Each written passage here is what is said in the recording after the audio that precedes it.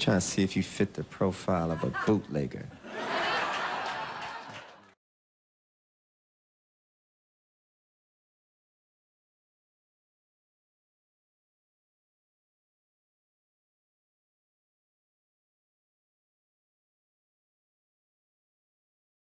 Prince has always had a complicated and dichotomous relationship with bootlegs.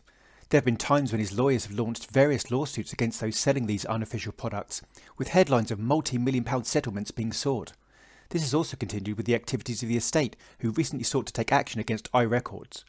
There was also the other side of Prince, who stated, "Nobody sues their fans. I have some bootlegs of Leanne La Havas, but I wouldn't sell them. But fans sharing music with each other, that's cool. But when you hear something on bootleg, you're just hearing something that's not finished." Prince has also stated that he understood the desire for bootlegs as he himself wanted to hear everything that James Brown recorded.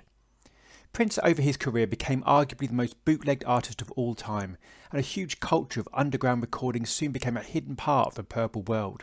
There are even amazing books discussing the subject, such as Hamish Witter's superb book, which I was lucky enough to review. I was relatively new to Prince when I wandered into my local town hall as they were having a record fair, and being incredibly keen to see if they had any Prince items to add to my small but growing collection, I was delighted to see there were like 20 to 30 CDs for sale. Being somewhat young and naive and still learning the purple ways, I was spoilt for choice with live recordings, outtakes and a range of remixes. Of course, I soon became aware that these were bootlegs, but the temptation was too much to bear, and despite a somewhat inflated price, I purchased a 3 CD set entitled The Jewel Box, which was essentially a compilation of outtakes and demos. As I was the only deep Prince admirer amongst my friends, it felt like a little secret glimpse into another world. I half expected to get a tap on the shoulder asking me where I'd purchased this illicit Prince recording. It was at this point that I realised, as huge and varied and prolific as Prince's official recordings were, they represented but a small fraction of the totality actually available. It was like suddenly seeing a giant peak as actually just the tip of a huge iceberg. The amount of live recordings was almost hard to comprehend. Then there were the outtakes, the studio demos, the vocal guides for other artists, the song sketches, the reworked versions, the remixes, and even the versions fans had remade themselves. It was beyond eye-opening at the sheer work rate of this incredible genius. It was around this time that the internet began to whir into life, and this unprecedented new technology obviously shifted the musical tectonic plates, and suddenly files, albeit very slowly at first, could be transferred from one side of the world to the other. Napster, the file sharing site, was initially welcomed by Prince, who stated, "From the point of view of the music lover, what's going on can only be viewed as an exciting new development in the history of music, and fortunately, there does not seem to be anything the old record companies can do about preventing this evolution from happening." The Time Warner president at the time, Richard Parsons, disagreed, arguing that an increasing number of young people don't buy albums. They are growing up with the notion that music is free and ought to be free.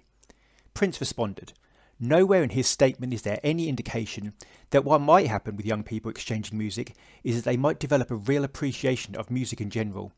He added that they would probably be perfectly honest citizens who realise that artists should be compensated for their work.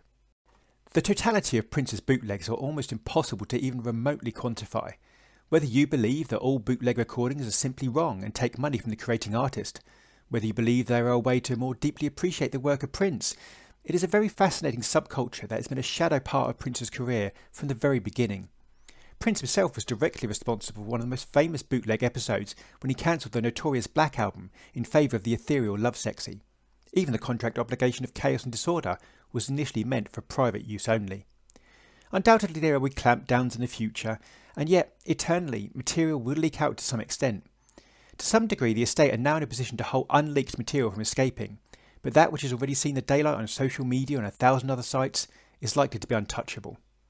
Whilst one should always purchase official material from artists to reward their creative work, and even when the artist is no longer with us to allow the estate to continue, in my experience those who enjoy bootlegs usually tend to purchase every official Prince item they can, often in varying formats and packages. Maybe, as Prince stated, there is a big difference between sharing music freely and making money from someone else's work. Bootlegging already released material seems unjustifiable, but what about material that may never be released? I'm really keen to hear your thoughts on bootlegs.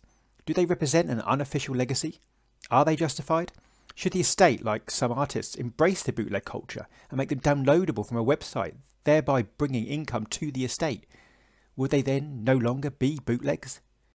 Prince was a true early adopter of the internet, whether it was the Crystal Ball album project, his various websites, or his direct connection to fans, so it almost begs the estate to be as innovative online as Prince was. To end with a quote from the man himself: "Once again, my friend, I implore you not to buy or sell unauthorised bootleg copies and concerts of my work. This is my livelihood. It is how I finance the work in the first place. If there is a particular vibe you would like for me to make available, 1-800-NEW-FUNK will try to fulfil your needs. In the meantime, let us love for one another." Now, sadly, with Prince's transitioning, all that has changed. Or is the estate effectively making the same point, that in order to finance new projects, they need the income from official releases? Many have argued persuasively that perhaps eBay and Amazon should be their first port of call, as bootlegs are rife on both platforms. Whatever the future of Prince's official music and the world of bootleg culture appears to remain as complicated, contradictory and nuanced as ever. Thank you.